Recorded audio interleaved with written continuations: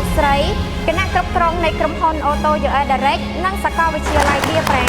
ព្រមទាំងបងប្អូនសិស្សានុសិស្សទាំងអស់ដែលមានវត្តមាននៅក្នុងកម្មវិធីថ្ងៃនេះគ្រូបាទគ្រូបាទសងថ្លៃពីយូរបាទដល់រំកងមានអារម្មណ៍ថាសប្បាយចិត្តបាទមានមុខពិសេសដែលយើងបានរៀបចំកម្មវិធីបានអ្នកដែលសំណាងដែលបានខំទេសនាទទួលបានទៅលើករណី scholarship ពេលញ៉ាំចិន្តាតារងអូវិភ័យធំញោមនឿនលៀនជូនពរបងប្អូនដែលអញ្ជើញចូលរួមនៅក្នុងថ្ងៃហ្នឹងអញ្ចឹងសូមសំណាងល្អទាំងអស់គ្នា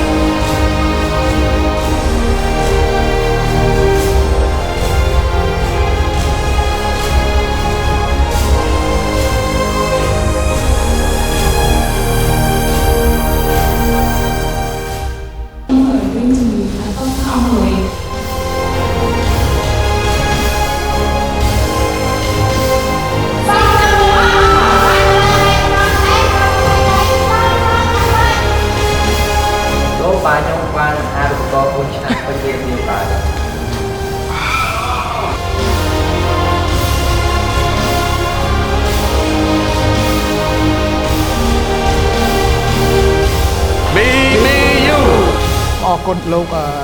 ច័ន្ទវុធីដែលតំណាងឲ្យ Mr. Moi